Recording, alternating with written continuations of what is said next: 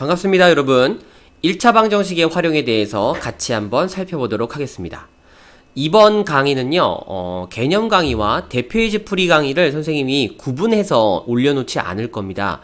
무슨 얘기냐면, 이게 각각 내용을 정리를 하다 보면, 이게 너무 따로 노는 것 같은 느낌이 강하게 들 것 같더라고요. 그래서 이 문제들을 소개를 할 때 그 문제에 필요한 그 배경 지식들을 같이 설명하는 방법으로 영상을 하나로 촬영을 할 겁니다. 그래서 여러분들도 문제를 풀 때 이러한 유형에 대해서는 이런 내용을 내가 알아야 된다는 거, 그 배경 지식들을 같이 이렇게 정리해 주셨으면 좋겠습니다. 자, 그럼 첫 번째 문제부터 같이 한번 살펴보도록 하죠. 자, 1번. 현재 어머니와 딸의 나이의 차는 26세고요. 7년 후에 어머니의 나이는 딸의 나이의 2배보다 5살이 더 많아진다고 합니다. 현재 어머니의 나이를 구하세요라가 문제네요. 그죠? 자, 이런 문제는 우리가 기본적으로 딱히 알아야 될 내용은 없습니다. 그죠? 나이에 대해서 모르는 사람은 없잖아요. 자, 그럼 이런 일반적인 활용 문제는 어떤 흐름으로 우리가 식을 꾸려나가면 되느냐? 자, 요렇게 첫 번째, 일단 문제에서 요구하는 그 미지수를요, x로 정합니다. 자, 미지수 x를 우리가 선정한다고 요렇게 적어볼게요. 그 다음 두 번째는 그 미지수 x를 이제 식으로 표현을 해줘야 되는 거죠. 즉, 방정식을 세운다라고, 방정식 세우기라고 정리하시면 될 것 같아요. 그 다음에 두 번째는 당연히 그 식을 뭐 해주면 되겠습니까? 풀면 되겠죠. 그쵸? 그래서 방정식을 풀어주시고요. 그리고 마지막에 꼭, 이거 3번이죠? 그 다음에 마지막에 꼭 그 답을 나온 값을요, 문제에 적용했을 때 올바르게 되는지, 즉 참이 되는지 그 값을 꼭 검토하는 요런 순서대로 우리가 일반적으로 활용 문제를 진행하시면 되겠습니다. 자, 그럼 여기서 한번 우리가 그대로 쓱 적용을 해볼게요. 자, 문제에서 요구하는 건 어머니의 나이입니다. 그쵸? 그러면 어머니의 나이를 x라고 한번 요렇게 잡아보도록 하겠습니다. 그러면 당연히 문제에서 어머니와 딸의 나이에 대해서 얘기를 하고 있잖아요. 그러면 딸의 나이를 우리가 이 x를 이용해서 표현을 할 수 있을 겁니다. 그쵸? 식을 세운다는 게 표현하는 느낌으로 이렇게 가져가시면 됩니다. 그럼 당연히 어머니와 딸의 나이 차이가 26세니까 딸이 어머니보다 나이가 적을 거 아니에요. 그죠? 그러면 x-26세라고 이렇게 우리가 나이를 표현할 수가 있을 겁니다. 다 됐죠? 그럼 결국 이제 우리가 식으로 표현한 문장은 여기입니다. 여기 7년 후에는 어머니의 나이가 딸의 나이의 2배보다 5세가 더 많아진다. 자, 그러면 7년 후에는요, 나이가 몇 살이 될 겁니까? 각각의 나이들을 7년이 이렇게 지나서 7살이 더 많아질 거 아니에요? 그럼 7년 후에는 오케이, x 플러스 7 이 나이가 될 거고, 그 다음에 여기다가 7을 더하면 x 마이너스 19. 자, 요게 각각 7년 후에 나이가 되는 거죠. 그러면 어머니의 나이, 자, 7년 후에 어머니의 나이는 x 플러스 7이고요. 그리고 7년 후에 이 딸의 나이는 x 마이너스 19인데 그 딸의 나이에 2배보다 5살이 더 많다. 그러면 이렇게 2배를 취해주고 5살이 더 많다라고 되었으니까 이 두 개의 나이는 서로 이렇게 같은 값을 가지게 될 거라는 거죠. 그죠? 오케이. 자, 이렇게 식을 적어주게 되면 우리가 이 x에 대한 1차 방정식을 해결해 주시기만 되겠습니다.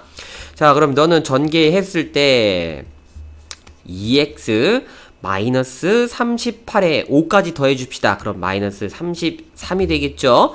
자, x는 우변으로, 그 다음 상수항은 좌변으로 이렇게 이항해서 정리를 해주면 너는 바로 x가 될 것 같고요. 너는 40이 되겠습니다. 그러므로 우리가 원하는 x값, 즉 어머니의 나이가 40살이다 라는 거를 이렇게 계산해 줄 수 있겠죠.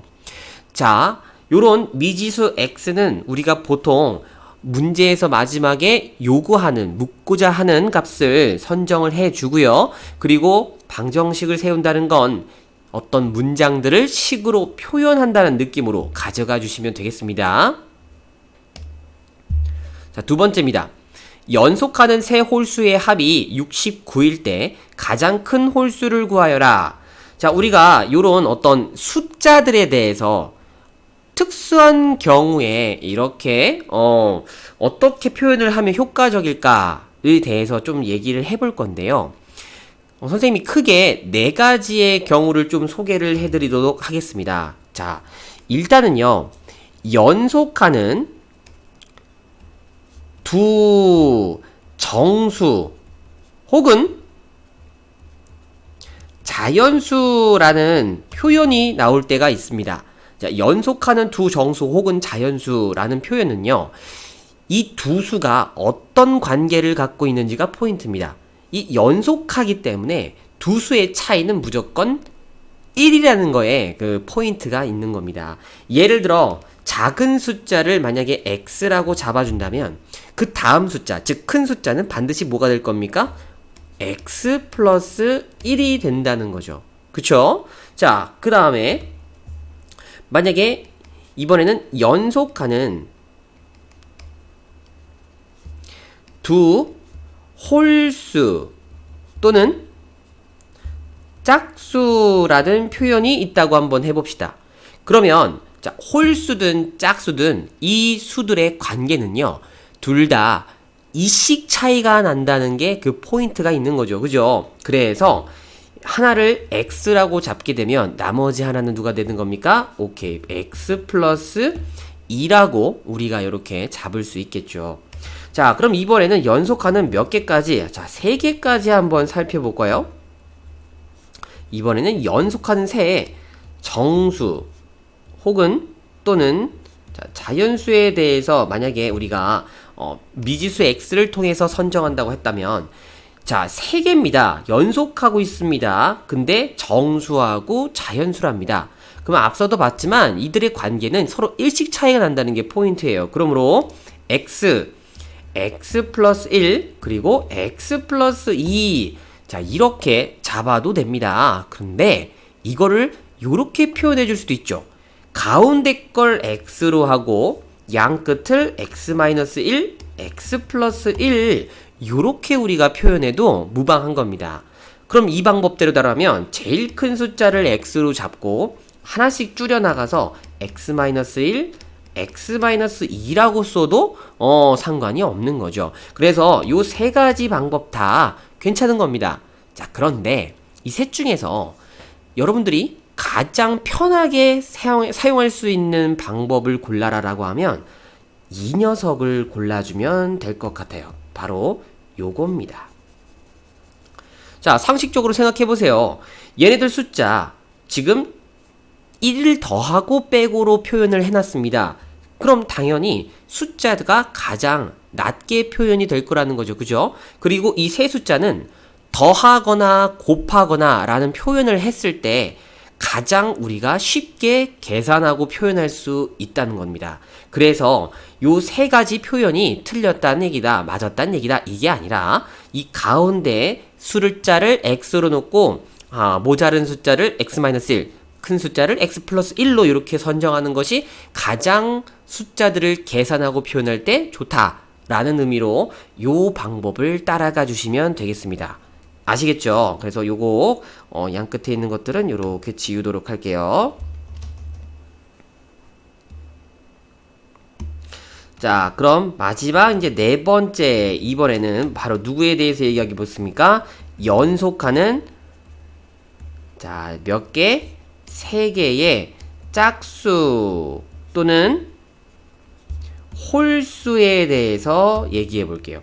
자, 이 방법들을 이용하고 우리가 짝수 혹은 홀수의 개념을 그대로 도입하면 이씩 차이가 날 거 아니에요. 그죠? 그러면 그렇죠. 가운데 걸 x로 잡고 작은 건 x-2, 큰 건 x 플러스 2 하고 요렇게 우리가 미지수를 선정해주면 깔끔하게 계산할 수 있을 겁니다. 자, 그럼 바로 문제에 적용을 해볼게요. 연속하는 세 홀수라고 돼 있죠? 그러면은 오케이, 요걸 갖다가 우리가 실제로 x-2 그리고 x 플러스 2를 3개의 연속하는 세 홀수로 선정을 하고, 문제에서 요구한 표현은 이들의 합이 69다. 그럼 뭐 이렇게 더해주고 이것이 69다 라고 식을 적어주면 그냥 끝이네요. 그죠? 자, 너를 계산합시다. 그러면은 x가 3개니까 3x만 남고요. 그게 69가 될 거니까 결국 양변을 3으로 나눠서 x는 23이다. 그럼 가운데 숫자가 23이니까 이 세 숫자는 각각 뭐가 될 겁니까? 21, 23, 25다 라고 요렇게 얘기가 될 거고, 문제에서 요구한 답은 가장 큰 홀수기 때문에 25를 우리가 얘기해 주면 되겠습니다. 자, 세 번째 문제입니다. 1의 자리의 숫자가 8인 두 자리의 자연수가 있습니다. 이 자연수는 각 자리의 숫자의 합의 3배보다 2가 작다고 할 때, 자, 이 자연수를 구하세요 라고 되어 있는데, 자, 우리가 일반적으로 어떤 자연수를 표현함에 있어서 알아야 되는 배경 지식이 하나 있는데, 가장 중요한 점은요, 자릿수에 대해서 꼭 반영을 해줘야 된다는 겁니다. 자릿수를 표현해야 된다는 거. 이게 무슨 얘기냐면, 자, 예를 들어 선생님이 23이라는 숫자를 요렇게 적어 볼게요. 그러면 이 23을 우리가 10의 자리 숫자와 1의 자리 숫자로 표현을 해줄 때 1의 자리 숫자는 3이고요. 10의 자리 숫자는 2거든요. 그러면 2와 3을 통해서 23을 만들 수가 있을까요? 자, 아닙니다. 이 숫자, 지금 여기서 보이는 2는요, 정말로 2가 아니라 어떤 숫자를 얘기하는 겁니까? 바로 20을 얘기하는 거죠. 즉, 자릿수까지 얘기를 해줘야 된다는 겁니다. 그러므로 이 23을 얘기할 때는 우리가 일반적으로 이렇게 합니다.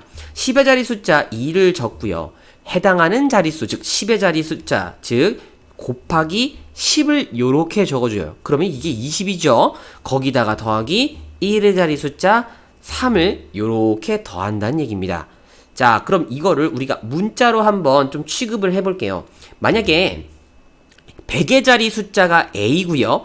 10의 자리 숫자가 B고요. 1의 자리 숫자가 C라는 이런 세 자리의 자연수가 있다고 한다면, 이 자연수의 실제 값은 A, B, C가 아닌 거죠. 그쵸? 그럼 이 자연수는 우리가 어떻게 표현을 해줘야 되느냐? 바로 100의 자리 숫자 A 그리고 곱하기 자릿수 100을 요렇게 곱해주고, 그 다음 더하기 B 곱하기 10 그리고 마지막으로 더하기 C, 그리고 이것도 정확하게 얘기하면 마지막에 곱하기 1을 해주는 겁니다. 자릿수를 표현한 거예요.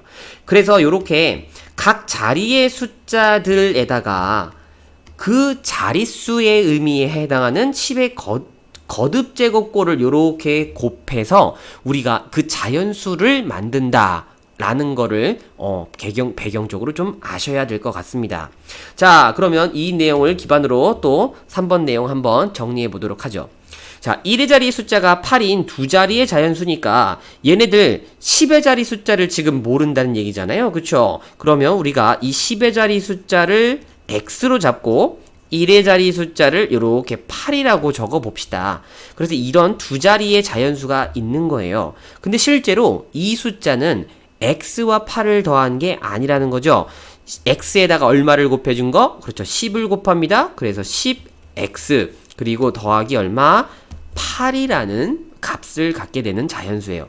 자, 그럼 이 자연수는 각 자리의 숫자의 합에 3배보다 2가 작다고 한답니다. 그죠? 그럼 각 자리의 숫자리 합이 뭡니까?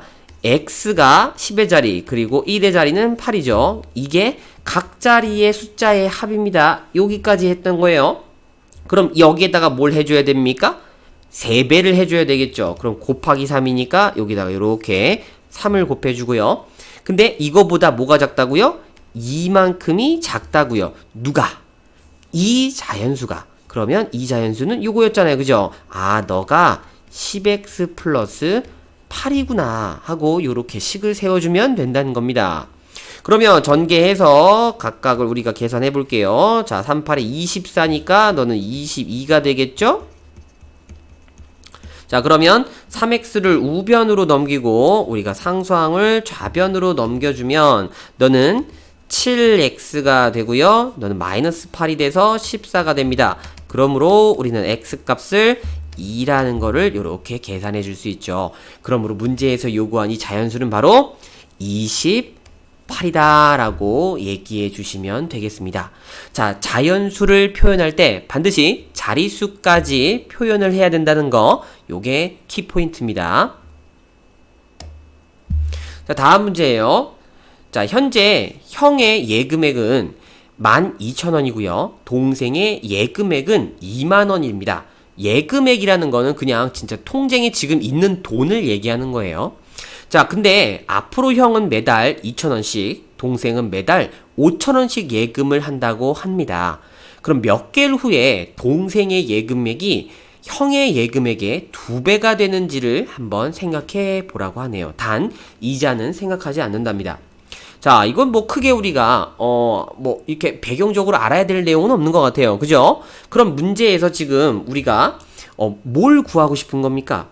몇 개월 후에 이런 현상이 벌어지는지 구하고 싶은 거죠. 그러므로 우리는 미지수 x를 그 개월수, 즉 x개월 후라고 요렇게 선정하시면 될 것 같아요. 자, 그러면 지금 형과 동생의 요거는 좀 이쁘장하게 선을 그을까요? 지금 현재 현재라고 말을 바꿔야 되겠네요. 자, 요렇게 현재 예금액에 대해서 한번 형과 동생을 따로따로 한번 적어 보도록 해볼게요. 자, 현재 예금액은 얼마입니까? 형은 12,000원입니다. 그 다음에 동생은 20,000원이죠. 자, 동생이 더 많아요. 그런데 얘네들 돈을 더 넣어줄 건데 얼만큼 넣어줄 거냐면 형은 한 달에 2,000원씩, 그리고 동생은 5,000원씩이라고 했어요. 그럼 얘네들 금액이 X개월 후에는 어떻게 될 것인가를 한번 우리가 계산해 봅시다. 실제로 일단 12,000원은 당연히 통장에 지금 있는 거고요. 자, 한 달에 2,000원씩 들어갈 건데 X개월 들어가니 당연히 총 얼마를 더 넣는 꼴이 되는 겁니까? 더하기 2,000원 곱하기 그 넣은 돈의 개월수 X를 요렇게 곱해주면 되는 거죠. 그럼 동생은 당연히 얼마가 되겠습니까? 20,000원 더하기 5,000원씩 들어가니까 5,000X가 바로 X개월 후에 금액이 된다는 거죠. 자, 요렇게까지 표현되면 뭐 게임이 끝났습니다. 그런데 이게 동생의 금액이 형의 금액의 몇 배가 되는 걸 원해요? 2배가 되는 걸 원하잖아요. 그죠? 그러면 형의 금액에서 동생의 금액하고 2만 더하기 5,000x죠. 자, 비교했을 때 누가 2배가 됐을 때 같아지는 겁니까? 동생이 형의 2배가 되는 거죠. 그러니까 형의 금액에 요렇게 2배를 한 금액이 동생 금액과 같다라고 요렇게 식을 세워주면 되는 겁니다. 그쵸? 그래서 요 각각을 이제 전개해서 풀이만 해주면 되겠습니다. 자, 2를 곱하면 24,000이고요. 너는 4,000x네요. 그 다음에 2만이고 너는 5,000x가 될 것 같습니다. 자, 이렇게 숫자가 너무 클 때는 당연히 숫자를 줄여야 되겠죠. 그쵸? 자, 양변에 똑같은 숫자를 곱하거나 나누어도 상관이 없다. 선생님이 양변에 얼마를 해줄까요? 나누기 1000을 해주면 되겠죠. 그쵸? 요렇게 해줘도 상관없는 겁니다. 즉 숫자를 줄이겠다는 얘기예요. 그러므로 24 더하기 4x는 20 더하기 5x 요렇게 공 3개씩 빼주면 됩니다. 자, 그러면 우리가 요 x가 좌변을 우변으로, 그 다음에 요거 우변에 있는 걸 좌변으로 쓱싹 이항을 시켜주면 우변은 x만 남겠고 좌변은 4가 돼서 바로 요렇게 우리가 x값이 4가 되면 이런 현상이 벌어진다는 걸 알 수 있죠. 그러므로 정답은 4개월 후에 요렇게 된다라는 거를 볼 수 있습니다. 자, 다섯 번째 문제입니다. 한 개에 500원 하는 사탕과 한 개에 900원 하는 과자를 모두 합해서 12개를 샀다고 하네요. 모두 합해서 12개. 자, 그 다음에 10,000원을 내었더니요, 거스름돈으로 2,000원을 주었다고 합니다. 자, 그럼 과자는 몇 개를 샀을까? 요게 문제가 되네요. 과자의 개수를 당연히 우리는 미지수 x로 잡을 건데, 자, 일단은 개수에 대해서 얘기를 할 거고요. 그리고 금액에 대해서 얘기를 하고 있죠. 그쵸? 표를 좀 작성해 보도록 하겠습니다. 자, 요렇게 개수와 금액에 대해서 과자와 사탕이 있는 거죠. 자, 질문에서 당연히 요구한 게 과자를 몇 개 샀냐니까 요거를 미지수 x라고 잡아볼게요. 자, 사탕은 몇 개 샀는지 모르겠는데 힌트가 있죠. 이거 다 합쳐서 모두 몇 개 샀답니까? 12개를 샀답니다. 그러면 이들의 합이 12개가 된다는 얘기는 사탕은 12개에서 과자 개수를 빼주면 되지 않겠나요? 그러므로 자연스럽게 사탕은 12-x개다 라고 이렇게 우리가 써줄 수 있으면 좋겠습니다. 그리고 각각의 금액은 한 개당 과자는 500원, 그리고 사탕이 500원이군요. 사탕이 500원. 그리고 과자가 900원. 요렇게 우리가 금액을 써주면, 자, 이 총 금액, 이 물건 사탕과 과자를 사는데 얼마가 들었나요? 10,000원을 내었더니 2,000원을 거슬러 주었다는 얘기는 당연히 8,000원이, 그쵸? 8,000원이 얘네들 금액이 되는 거다. 자, 이 현상을 이제 식으로 적어줄게요. 당연히 개당 금액의 개수를 곱한 게 총 금액이 될 겁니다. 그러므로 900 곱하기 x, 즉 900x와 그리고 500 곱하기 개당 금액 곱하기 그 개수 12-x, 요게 얼마다? 10,000원에서 2,000원을 거슬러 받은 금액. 요렇게 우리가 식을 꾸려낼 수 있겠습니다. 자, 이건 뭐 이제 쓱싹 정리만 하면 되는 겁니다. 그리고 이렇게 숫자가 높을 때는 당연히 뭐부터? 숫자부터 다운, 나누기 100, 나누기 100 요렇게 해줄게요. 그러면 요거는 이제 8,000인데 뭐 나누기 100까지 같이 계산해주면 너는 9x 더하기 5 곱하기 12-x 그리고 8,000을 100으로 나눴으니까 80 하고 요렇게 우리가 숫자를 줄일 수 있겠죠? 그러면 너는 전개하면 분배 법칙으로 60-5x 80이고요. 자, 9x와 -5x 1차항끼리 계산하면 4x 그리고 이항시키면 60을 빼줘야 되겠죠? 20이 되는 걸 볼 수 있습니다. 그리고 양변을 5로 나눠주면, 양변을 4로 나눠주면 x가 얼마다? 5라는 걸 이렇게 확인할 수 있겠죠. 그러므로 과자는 5개, 사탕은 7개를 사면 총 8,000원이 될 수 있다 라고 이렇게 정리할 수 있겠습니다.